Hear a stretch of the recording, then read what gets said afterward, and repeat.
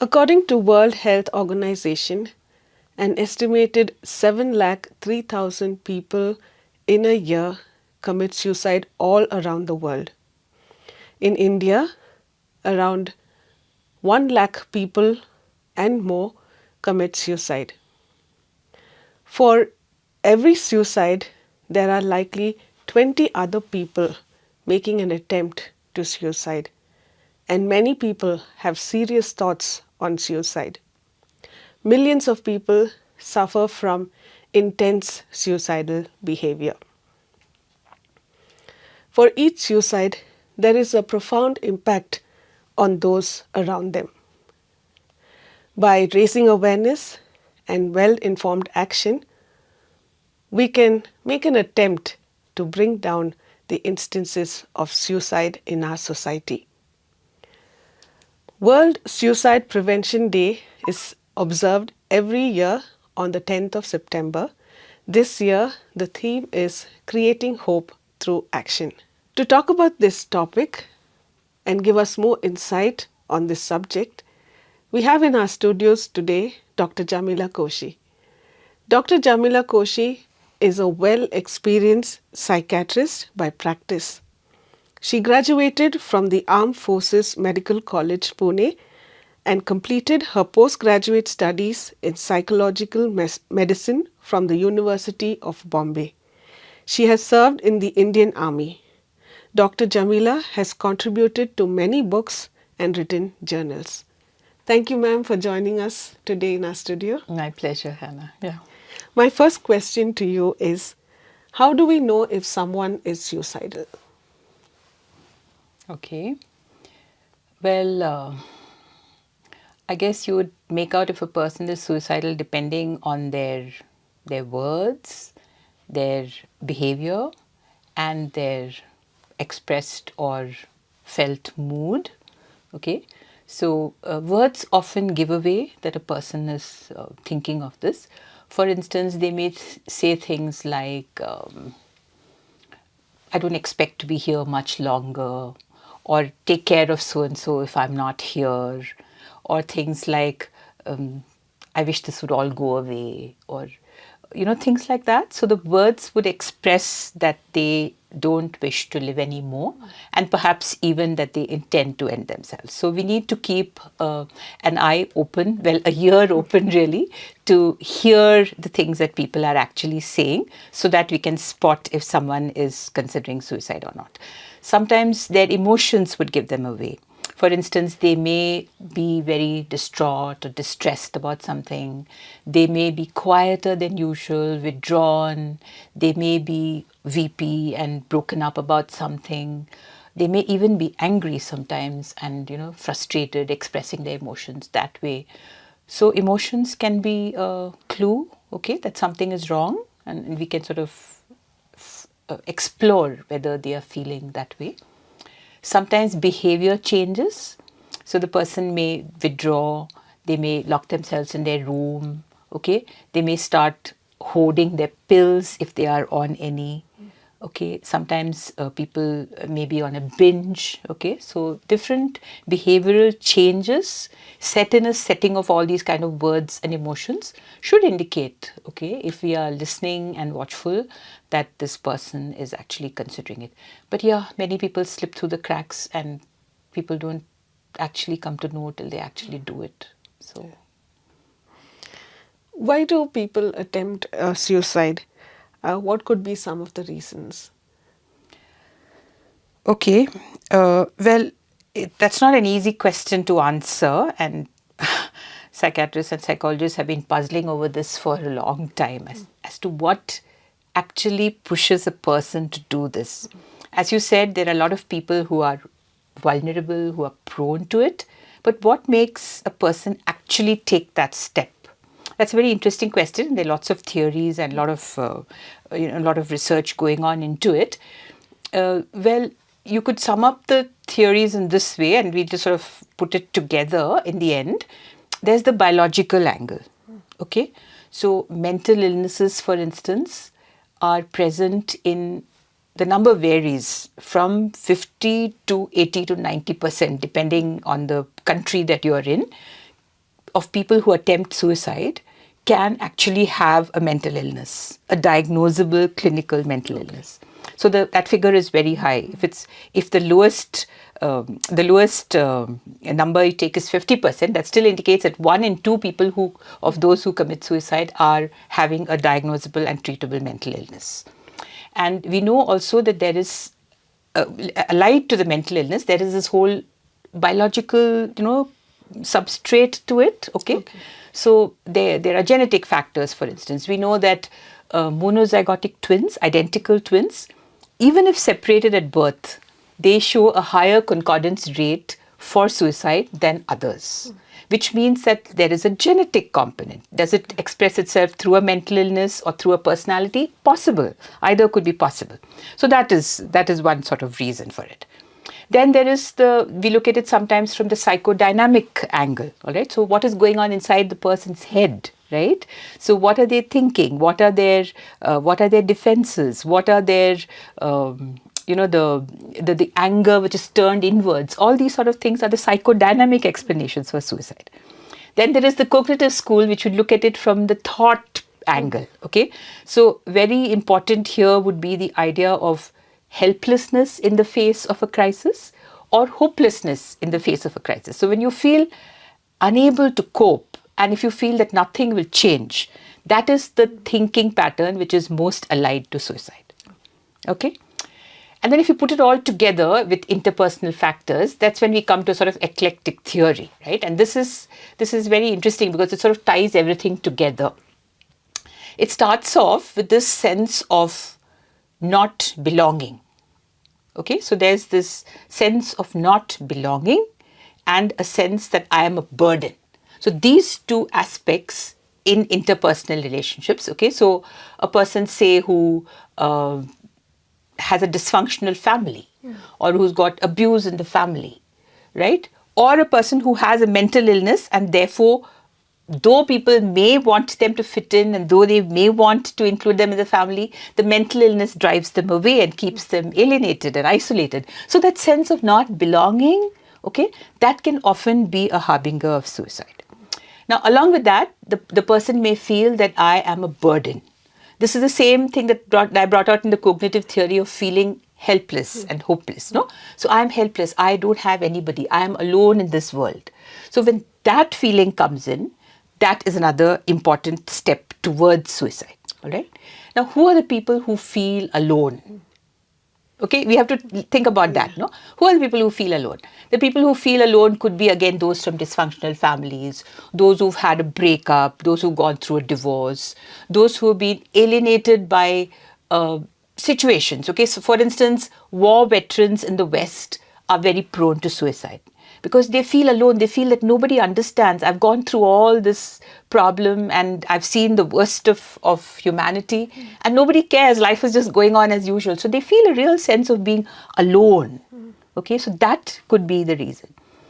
So sometimes there are personality traits which make a person fear being alone desperately. Okay, so they're always trying to cling on to someone. And if that person doesn't return the affection with that much of that same intensity, they can very easily feel abandoned and alone.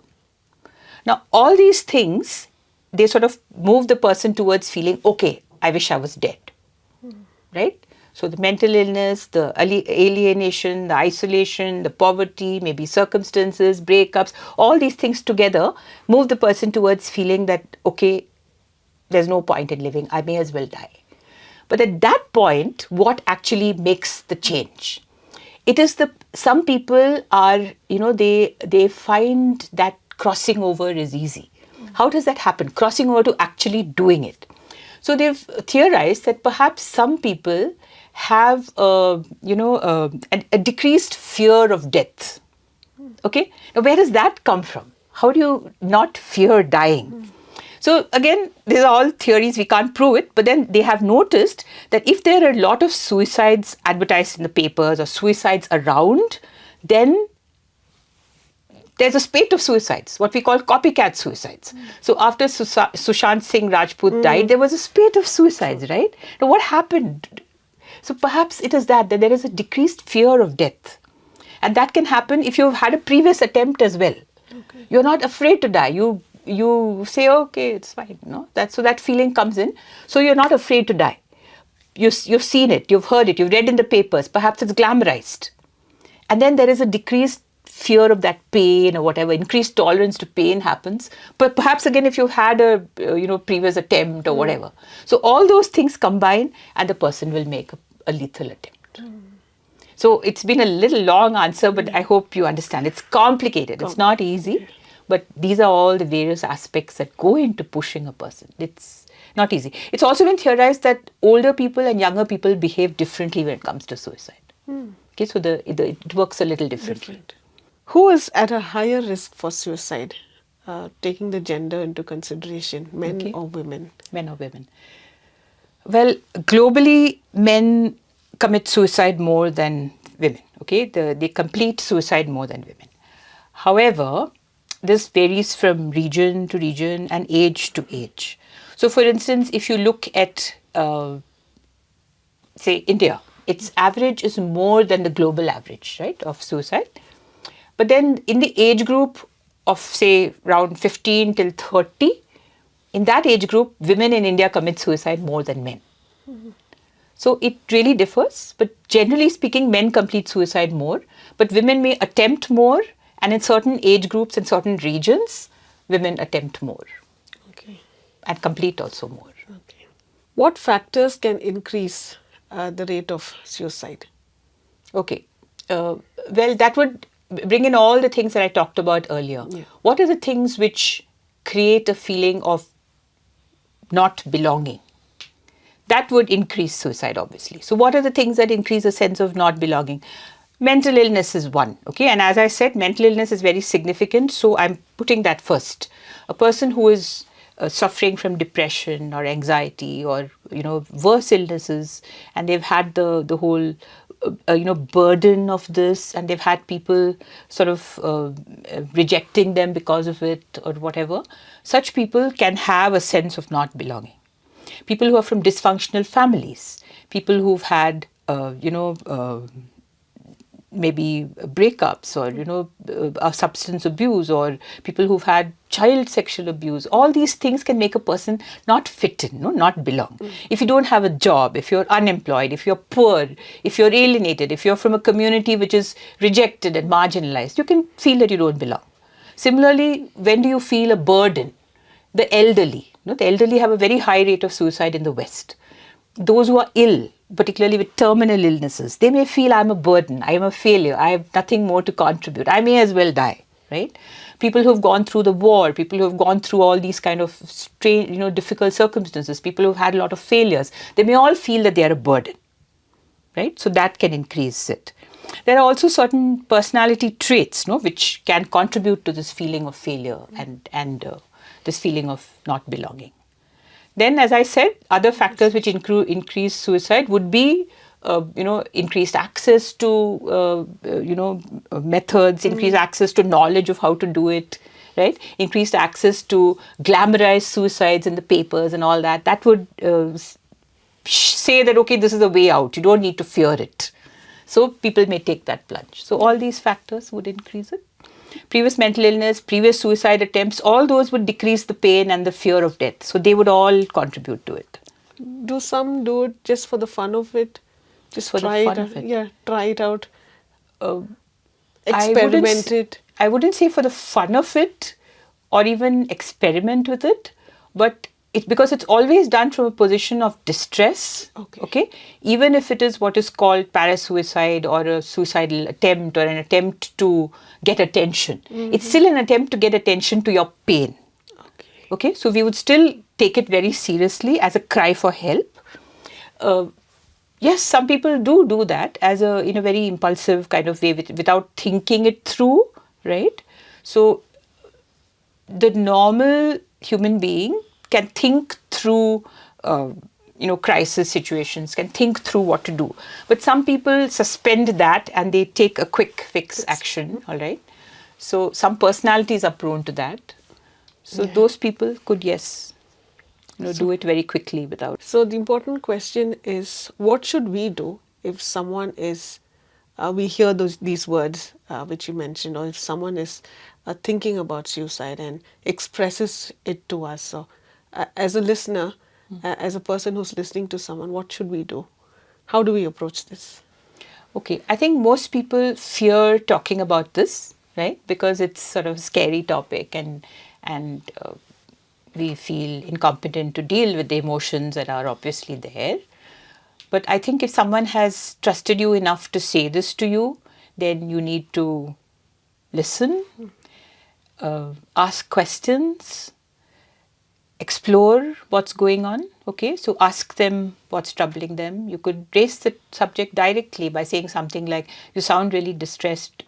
Would you like to talk about it?" Or say something like, "You seem as if you want to hurt yourself in some way. Are you really thinking about that? Would you like to talk about it?" Ask them directly. Don't fear that raising the subject will make them do it. Raising the subject will probably reduce that feeling that I am alone and there is no one for me. So they will be less prone to do it. So don't fear raising the subject. Talk about it with them.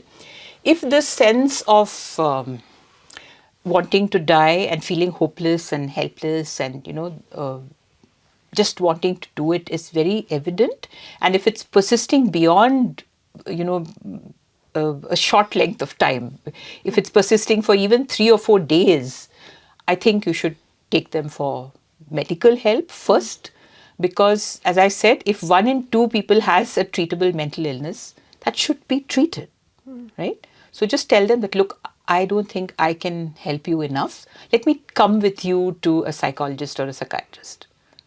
So take them and don't abandon them and say you need to go to someone. So then you are sort of leaving them to their own devices.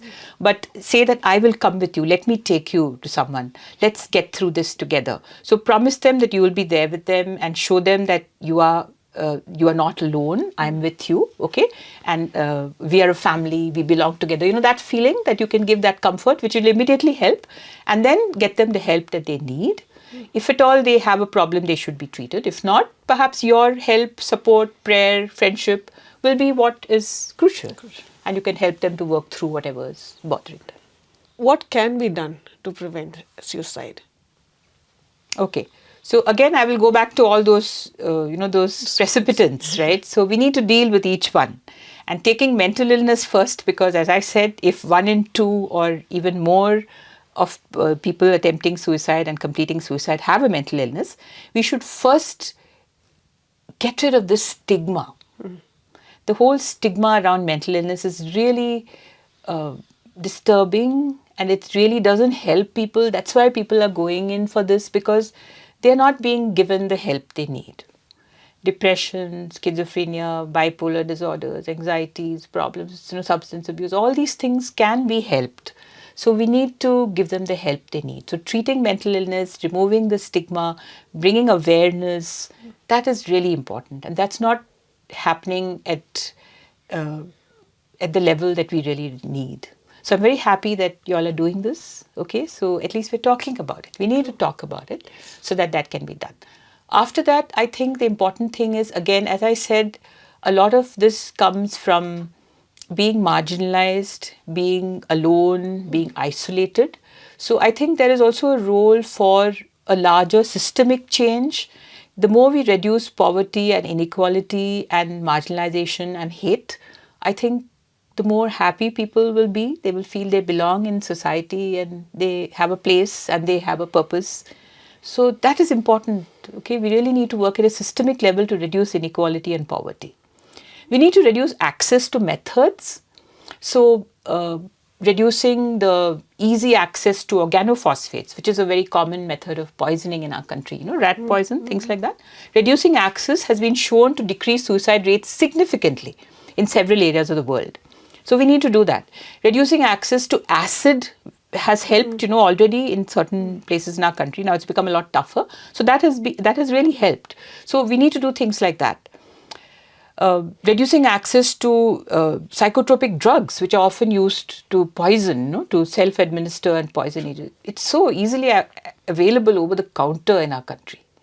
So we really need to tighten those kind of regulations. And then the most important perhaps is we need to become a more caring and kind society. So if we can just Yeah. make everybody feel they're part of the family. And there was a project in Delhi when there was this this group suicide of 2 or 3 sisters. There was a project in Delhi which was called Bell Bajao. So basically go and ring your neighbor's bell and talk to them, which makes a lot of sense, doesn't it? Yeah. Just interact with each other and be kind and caring. I have this question. Um, how important is it in a family unit to talk about inclusiveness, feeling loved? Because sometimes in a dysfunctional home, we're separated.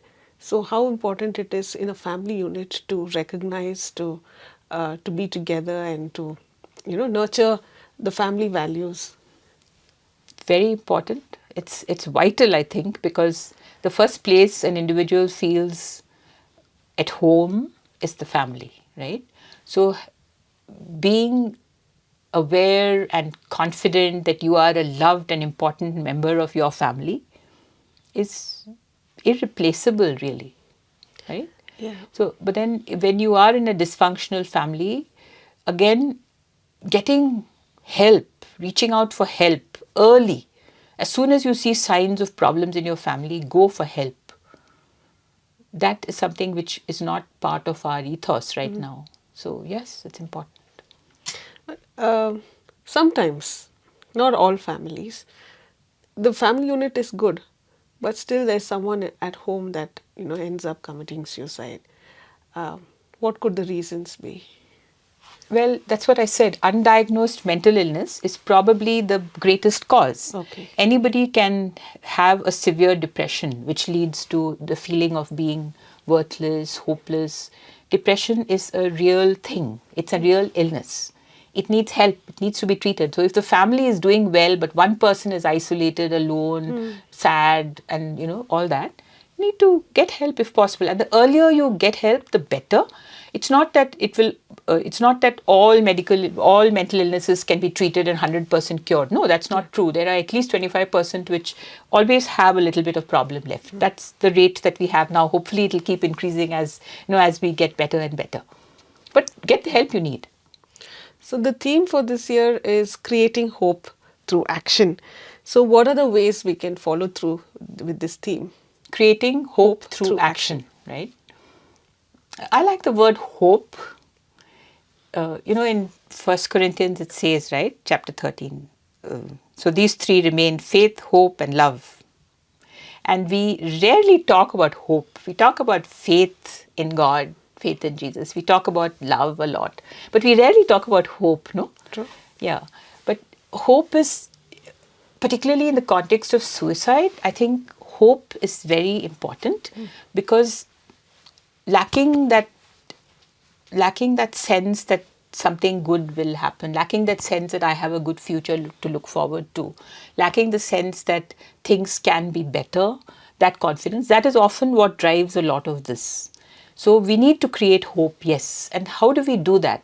I think by reaching out to others, as I said, to reach out to individuals, to reach out to families, to reach out to your neighbors, to create a atmosphere where we accept each other. Forget our race, caste, creed, gender. We should not look at these things, right? We should accept each other as we are and reach out to families. So that's very important. And then the government also needs to do. We need to work at a systemic level as well to reduce inequality, to reduce poverty, to give people jobs. All these things are important because we know that in India a lot of suicides are farmer suicides, where they are hit by poverty and debt and stuff like that. And this is where you need a systemic effort, right, to do it. And of course, NGOs, churches, all of us can reach out with the message of love and faith and hope. We have come to the end of the show. Ma'am, any final thoughts to our audience, to our viewers? Okay. Well, suicide is a very sad and unnecessary thing. I don't think we should be critical of those who commit suicide. We didn't talk about that much, but there are often very complicated emotions in the people who are left behind. And people tend to blame either the person who committed suicide or the people around. This one caused it, that one caused it. It's just a blame game, which is pointless, really. What is more important is to prevent this from happening in future, okay, and to just forgive the person who did what they did, even if they hurt you by leaving you and going. And to forgive yourself also. Don't blame yourself, because sometimes these things, as I said, they slip through the cracks. We are not aware. We sometimes make these mistakes. It's all right. If it's happened, we need to forgive ourselves and move forward and reach out to the others in our family and community. And if you yourself are feeling hopeless or helpless, or that you'd rather, not be alive, please do reach out for help. This is not true that you are alone. We are a family of humanity, and you are precious in God's sight and in surely somebody's sight, your family, your friends. So reach out to somebody and get the help you need, and hopefully we would be able to prevent and deal with this in a much better way. Thank you, Dr. Jamila, for bringing awareness on this subject and also sharing your valuable insights. We appreciate you for taking your time off and coming to our studios today. Thank you so much, Hannah. Yeah. Thank you, FEBA. If you would like to reach out to us, please call us at +91 6364 252164. Our email ID is info@febaonline.org. Don't be afraid to ask for help. We are there for you. God bless you.